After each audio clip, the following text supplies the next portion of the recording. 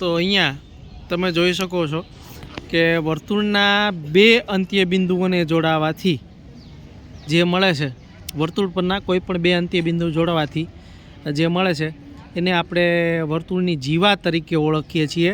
તો અહીંયા બે વિદ્યાર્થીનીઓ જે છે એણે પોતપોતાના હાથમાં છેડા પકડેલા છે, જે તમને દેખાય છે।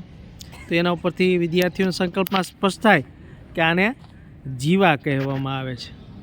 તો હવે તમે અહીંયા વર્તુળની અંદર જોઈ શકો છો કે જે દોરી છે એ એક જ બિંદુને સ્પર્શે છે, બરાબર છે।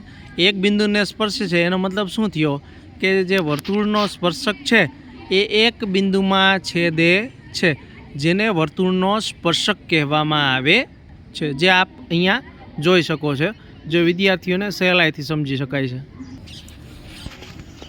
તો મિત્રો તમે અહીંયા જોઈ શકો છો કે વર્તુળ જે છે એનો કેન્દ્ર આગળ આંતરેલો ખૂણો તમને જોવા મળે છે કે કેન્દ્ર આગળ આંતરેલો ખૂણો જે છે એ કેન્દ્રથી કોઈ પણ બીજી જગ્યાએ જો ખૂણો આંતરવામાં આવે તો એના કરતાં હંમેશા બમણો હોય છે।